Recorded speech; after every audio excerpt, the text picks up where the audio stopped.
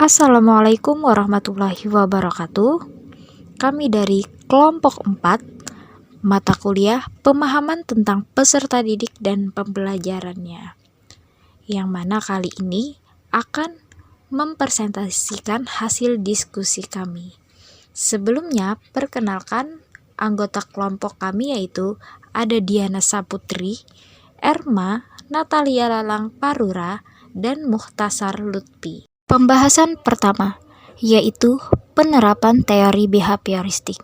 Teori behavioristik menjelaskan bahwa belajar itu adalah perubahan perilaku yang dapat diamati, diukur, dan dinilai secara konkret. Dan itu terjadi melalui sebuah rangsangan atau stimulus dan adanya respon atau reaktif. Untuk penerapan teori behavioristik, yang pertama yaitu guru memberikan sebuah stimulus seperti memberikan materi pelajaran atau penugasan. Yang kedua, guru menganalisis respon siswa. Apakah ada terjadi perubahan dari diri siswa? Misalnya tugasnya semakin bagus atau nilainya meningkat. Dan yang terakhir yaitu guru dapat memberikan reward untuk memotivasi siswa menjadi lebih baik lagi. Selanjutnya yaitu teori sosial kognitif, di mana teori ini menonjolkan gagasan bahwa sebagian besar pembelajaran manusia terjadi dalam sebuah lingkungan sosial. Hal itu artinya manusia bisa belajar dengan mengamati sekitarnya, seperti mengamati orang lain. Untuk pengimplementasian teori sosial kognitif dalam pembelajaran, di antaranya yang pertama, pengalaman tilikan, yaitu mengenal keterkaitan unsur-unsur suatu objek atau peristiwa. Yang kedua, pembelajaran yang bermakna, yaitu hendaknya memiliki makna yang jelas dan logis dengan proses kehidupannya. Yang ketiga, perilaku bertujuan, di mana proses pembelajaran akan berjalan efektif jika para peserta didik mengerti tujuan yang ingin dicapainya. Yang keempat, prinsip ruang hidup, di mana materi yang diajarkan harusnya berhubungan dengan situasi dan kondisi lingkungan kehidupan individu. Dan yang terakhir, transfer dalam belajar, yaitu proses pemindahan pola tingkah laku dalam situasi pembelajaran tertentu ke situasi lain. Untuk penerapan teori sosial kognitif, yaitu guru menerangkan pembelajaran dengan memberi sebuah contoh yang sering mereka temui di kehidupan nyata atau kehidupan sehari-hari. Yang kedua, guru meminta siswa untuk berdiskusi. Hal itu dilakukan agar siswa dapat belajar berinteraksi dengan teman-temannya, yang artinya dia belajar dengan manusia, sehingga terjadi transfer dalam belajar antar interaksi saat berdiskusi. Yang ketiga, siswa dapat memahami apa yang telah disampaikan oleh guru dan juga maksud dari diskusi yang dilakukannya. Selanjutnya adalah teori konstruktivisme, di mana menurut teori ini pengetahuan adalah hasil dari konstruksi, yang mana hal itu didapat dari sebuah kenyataan yang terjadi melalui aktivitas atau kegiatan seseorang. Sedangkan untuk ciri-ciri teori konstruktivisme yaitu yang pertama, orientasi, di mana peserta didik diberi kesempatan untuk melakukan observasi dalam mempelajari sebuah topik. Yang kedua yaitu elitasi, di mana peserta didik mengungkapkan idenya, salah satunya misalnya saat berdiskusi. Yang ketiga yaitu restrukturisasi ide, yaitu klarifikasi ide dengan ide orang lain, membangun ide baru, mengevaluasi ide baru. Yang keempat yaitu penggunaan ide baru dalam setiap situasi, yaitu ide atau pengetahuan yang telah terbentuk perlu diaplikasikan pada bermacam-macam situasi. Dan yang terakhir yaitu review, yaitu gagasan yang ada apakah itu perlu direvisi, entah itu dengan menambah atau mengubah. Pengimplementasian teori konstruktivisme dalam pembelajaran. Yang pertama, mendorong kemandirian dan inisiatif siswa dalam belajar. Yang kedua, guru mengajukan pertanyaan terbuka dan memberikan kesempatan beberapa waktu kepada siswa untuk merespon. Dan yang terakhir, mendorong siswa untuk berpikir tingkat tinggi.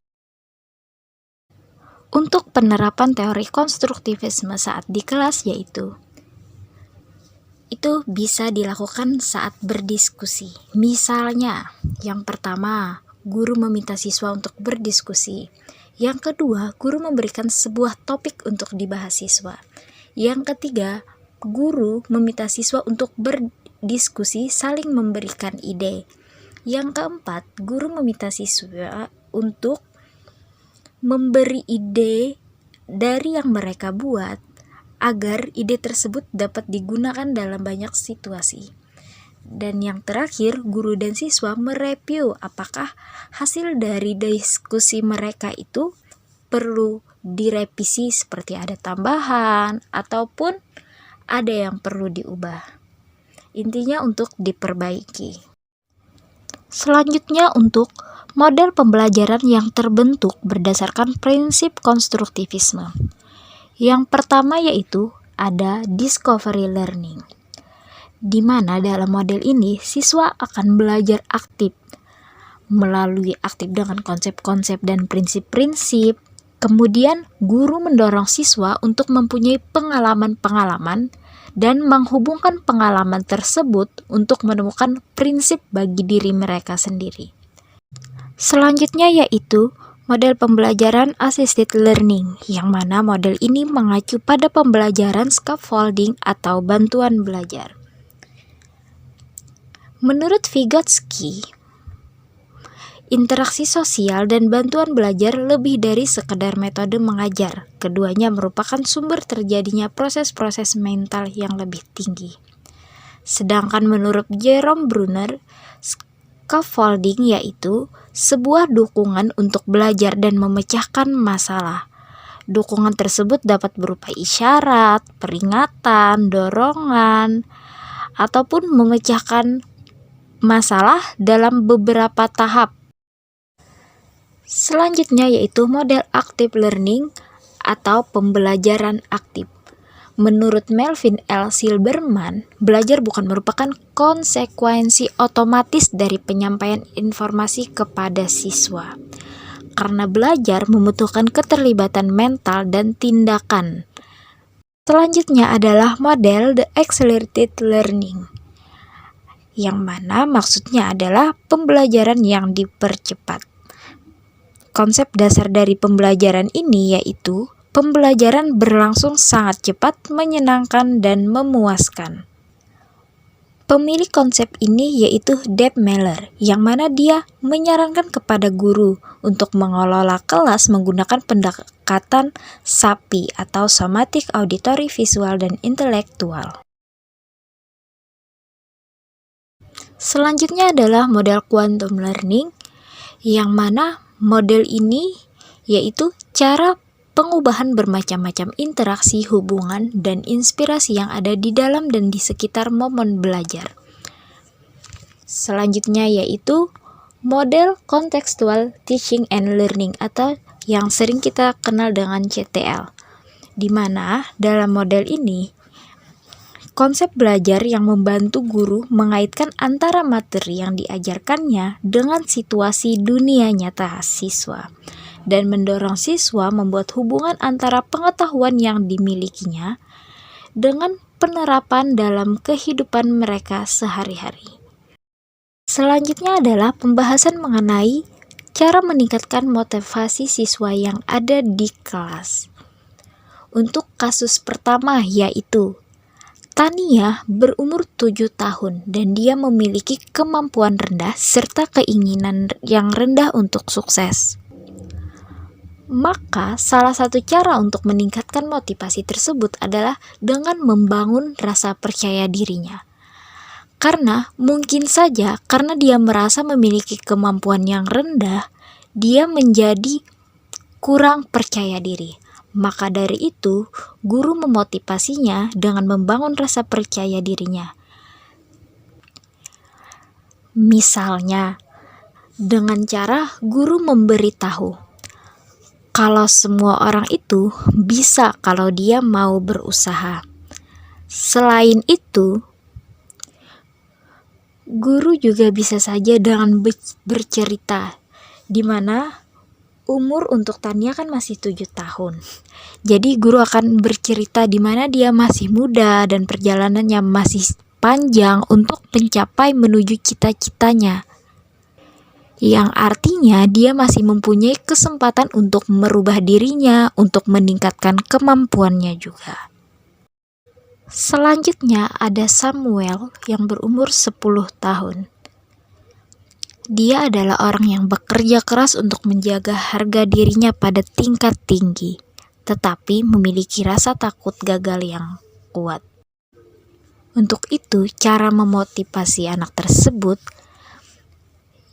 yang pertama, guru perlu memotivasi bahwa jika kegagalan yang dia alami bukanlah hal yang sia-sia.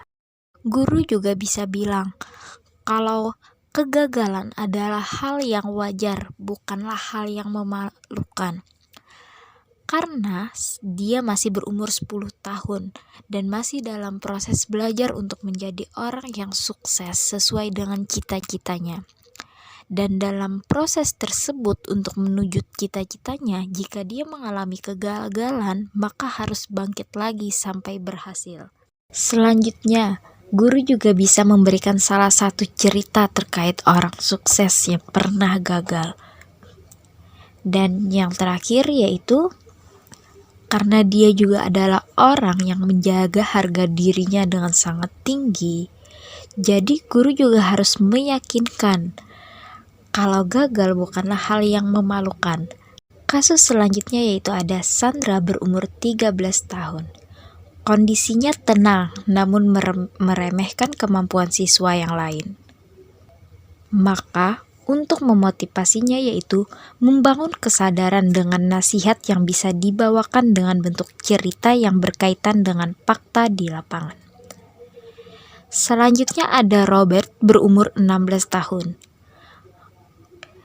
Kondisinya yaitu kondisi yang menunjukkan sedikit minat di sekolah dan saat ini tinggal bersama dengan bibinya. Maka untuk memotivasi Robert yaitu dengan cara guru harus cukup dekat dengan siswa, memberi sentuhan positif dalam bentuk semangat. Selain itu juga dapat berbentuk cerita inspiratif dan membangun rasa aman dan nyaman. Baik, itulah sekian pembahasan dari hasil diskusi kelompok 4. Sekian dari kami kelompok 4. Terima kasih. Wassalamualaikum warahmatullahi wabarakatuh.